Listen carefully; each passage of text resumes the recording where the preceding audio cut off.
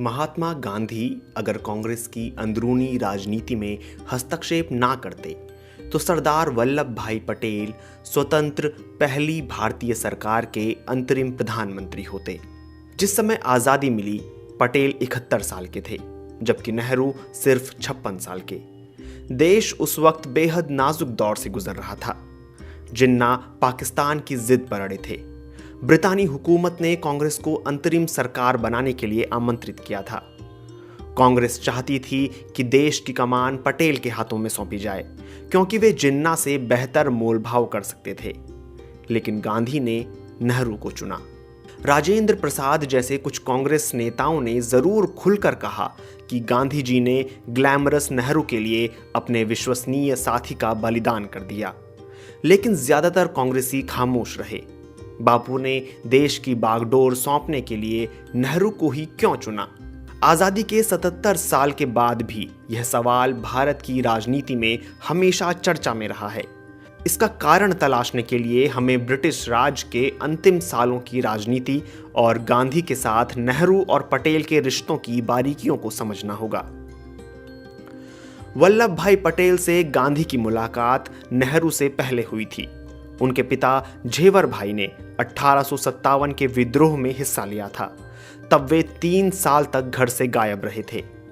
1857 के विद्रोह के 12 साल बाद गांधी जी का जन्म हुआ और 18 साल बाद 31 अक्टूबर 1875 में पटेल का यानी पटेल गांधी से केवल 6 साल छोटे थे, जबकि नेहरू पटेल से 14-15 साल छोटे थे। उम्र में 6 साल का फर्क कोई ज्यादा नहीं होता, इसलिए गांधी और पटेल के बीच दोस्ताना बर्ताव था। पटेल लंदन के उसी लॉ कॉलेज मिडिल टेम्पल से बैरिस्टर बनकर भारत लौटे, जहां से गांधी, जिन्ना, उनके बड़े भाई विट्ठल भाई पटेल और नेहरू ने बैरिस्टर की डिग्रियां ली थीं। उन दिनों वल्लभ भाई पटेल गुजरात के सबसे महंगे वकीलों में से एक हुआ करते थे। पटेल ने पहली बार गांधी को गुजरात क्लब में साल 1916 में देखा था। गांधी साउथ अफ्रीका में झंडे गाड़ने के बाद पहली दफा गुजरात आए थे। देश में जगह जगह उनका अभिनंदन हो रहा था। उन्हें कुछ लोग महात्मा भी कहने लगे थे, लेकिन पटेल गांधी के इस महात्मापन से जरा भी प्रभावित नहीं थे। वो उनके विचारों से बहुत उत्साहित नहीं थे। पटेल कहते थे, हमारे देश में पहले से महात्माओं की कमी नहीं है, हमें कोई काम करने वाला चाहिए। गांधी क्यों इन बेचारे लोगों से ब्रह्मचर्य की बातें करते हैं? ये ऐसा ही है जैसे भैंस के आगे भागवत गाना। साल 1916 की गर्मियों में गांधी गुजरात क्लब में आए। उस समय पटेल अपने साथी वकील गणेश वासुदेव मावलंकर के साथ ब्रिज खेल रहे थे। मावलंकर गांधी से बहुत प्रभावित थे। वो गांधी से मिलने को लपके। पटेल ने हंसते हुए कहा, मैं अभी से बता देता हूं कि वो तुमसे क्या पूछेगा। वो पूछेगा, गेहूं से छोटे कंकड़ निकालना जानते हो कि नहीं?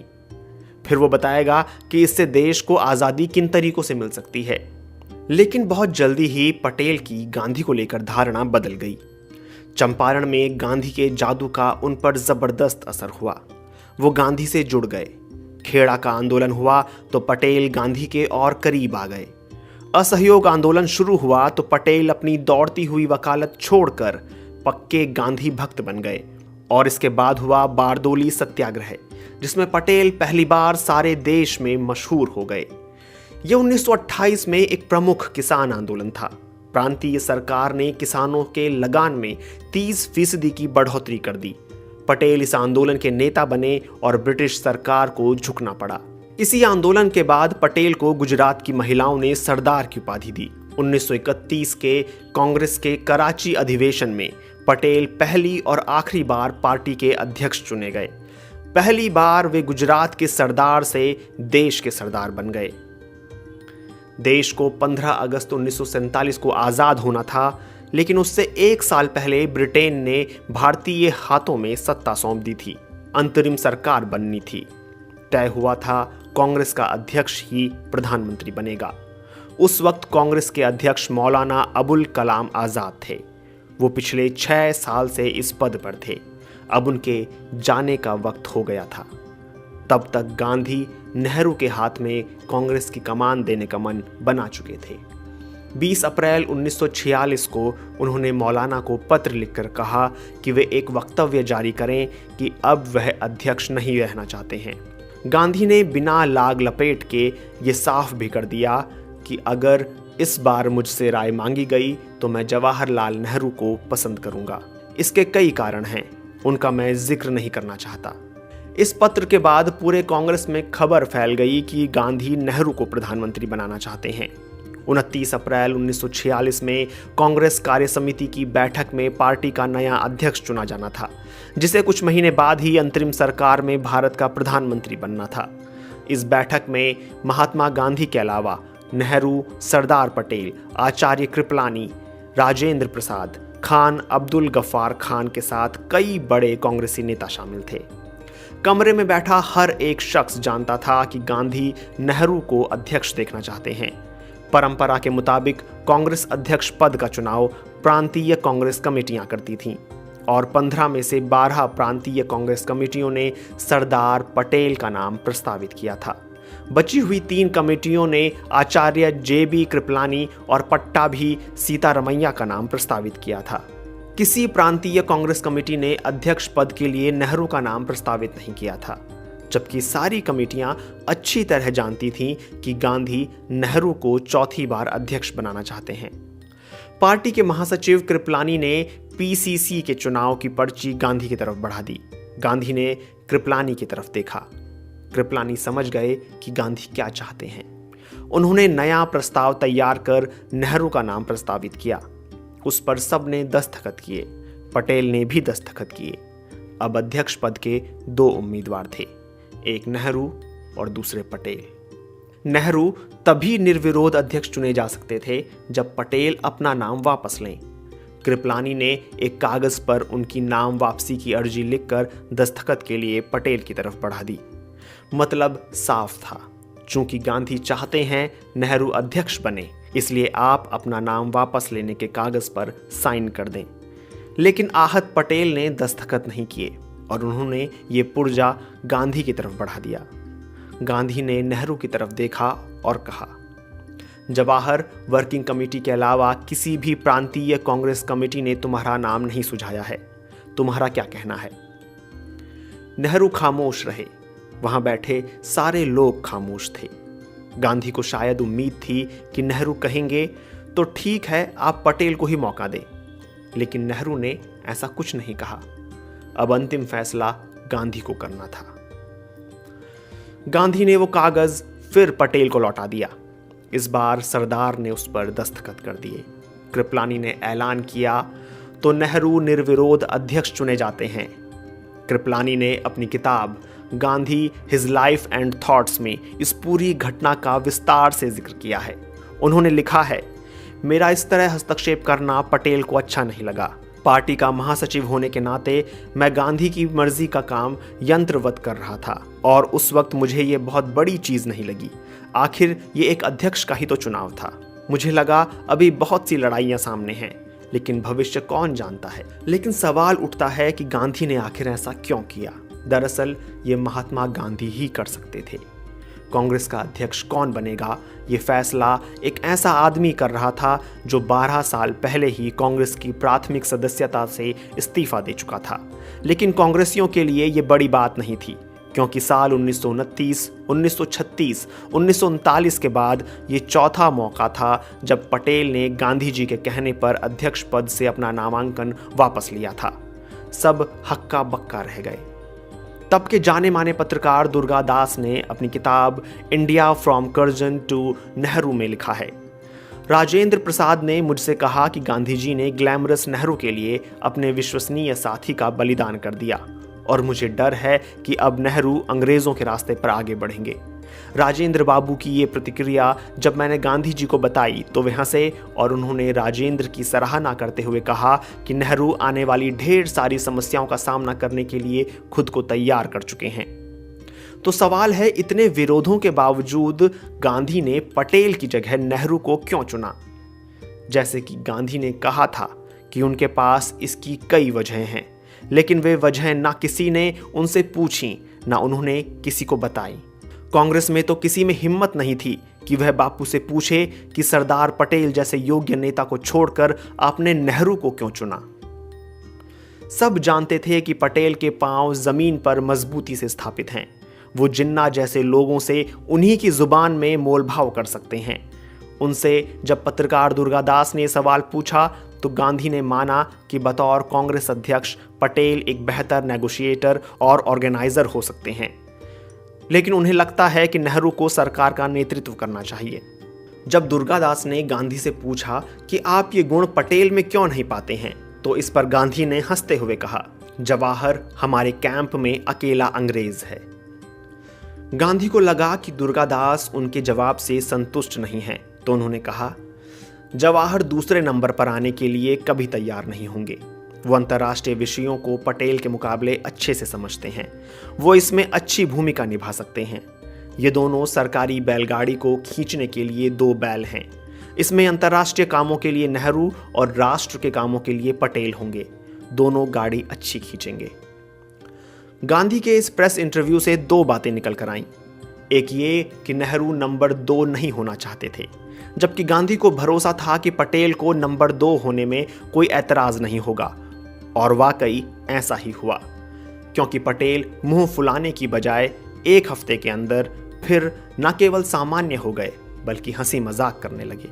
उनकी बातों पर हंसने वालों में खुद गांधी भी शामिल थे। दूसरी बात यह कि गांधी को लगता कि अपनी अंग्रेजियत के कारण सत्ता हस्तांतरण को नेहरू पटेल के मुकाबले ज्यादा बेहतर ढंग से संभाल सकते हैं। महात्मा गांधी ने एक और मौके पर भी यही बात कही थी कि जिस समय हुकूमत अंग्रेजों के हाथ से ली जा रही हो, उस समय कोई दूसरा आदमी नेहरू की जगह नहीं ले सकता।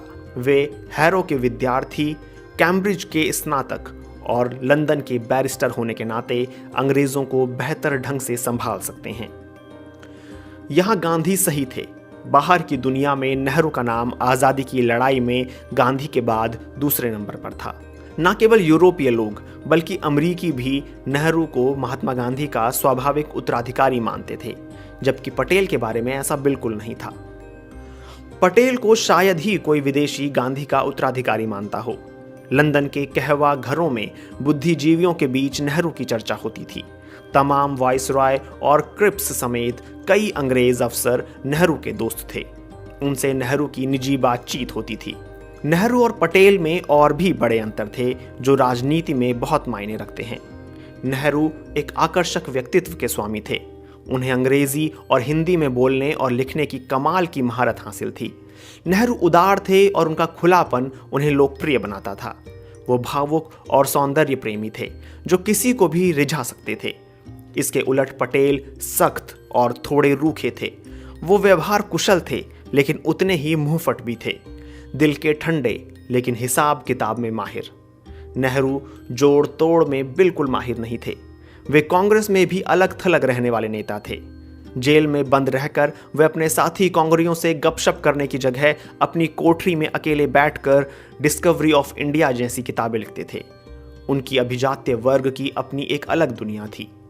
वहीं पटेल राजनीतिक तंत्र का हर पुर्जा पहचानते थे, जोड़ तोड़ करने में माहिर थे।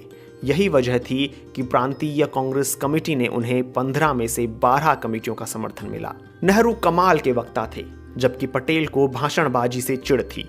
वे दिल से और साफ साफ बोलते थे।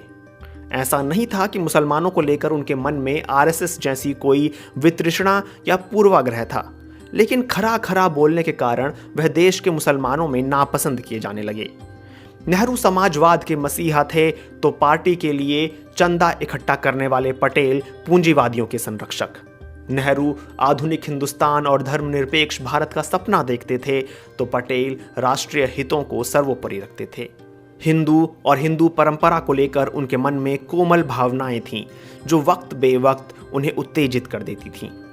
नेहरू में एक पैनी राजनीतिक अंतर्दृष्टि थी। बावजूद इसके वे स्वाभाविक रूप से भावुक और जरूरत से ज्यादा कल्पनाशील थे। नेहरू के अध्यक्ष चुने जाने वाले साल की ही 2 घटनाएं हैं जो नेहरू और पटेल के व्यक्तित्व को बखूबी उजागर करती हैं। कांग्रेस और लीग दोनों कैबिनेट मिशन की योजना तकरीबन कबूल कर चुकी थीं। अगले महीने अंतरिम सरकार बननी थी जिसमें दोनों के प्रतिनिधि शामिल होने वाले थे, यानी देश का विभाजन टलता हुआ दिख रहा था। ये बात अलग थी कि कांग्रेस और लीग दोनों अपने हिसाब से कैबिनेट मिशन की योजना का मतलब निकाल रहे थे। ऐसे माहौल में नेहरू ने 7 जुलाई 1946 को कांग्रेस कमेटी की बैठक बुलाई, जिसमें उन्होंने साफ कर दिया कि कांग्रेस के हिसाब से इस योजना में क्या है। कांग्रेस मानती थी कि चूंकि प्रांतों को किसी समूह में रहने या ना रहने की आज़ादी होगी, इसलिए जाहिर है कि उत्तर पश्चिम सीमा प्रांत और असम, जहां कांग्रेस की सरकारें हैं, वो पाकिस्तान के बजाय हिंदुस्तान वाले समूहों से जुड़ना चाहेंगे। जिन्ना कांग्रेस की इस व्याख्या से कतई सहमत नहीं थे। उनके अनुसार कैबिनेट मिशन योजना के तहत पश्चिम के 4 और पूर्व के 2 राज्यों का 2 मुस्लिम बहुल समूह का हिस्सा बनना बाध्यकारी था। बस यही सोच का अंतर था। अभी समझदारी ये भी थी कि जैसा जो सोच रहा है सोचे। पहले कांग्रेस और लीग मिलकर अंतरिम सरकार बनाए, फिर जो जैसा होगा तब वैसा देखा जाएगा।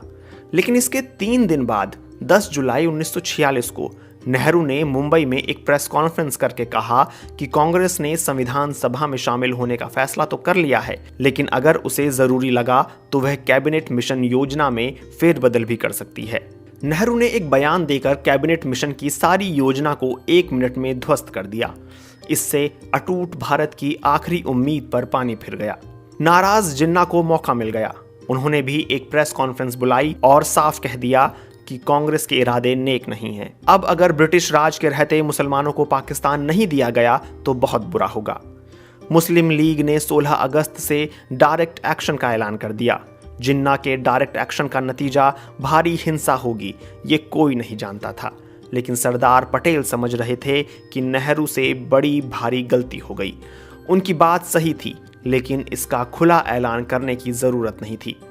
सरदार ने अपने करीबी मित्र और अपने निजी सचिव डीपी मिश्रा को एक खत लिखा, जिसमें उन्होंने लिखा था, हालांकि नेहरू अब तक 4 बार कांग्रेस के अध्यक्ष चुने जा चुके हैं, लेकिन उनकी हरकतें मासूमियत से भरी लेकिन बचकानी होती हैं।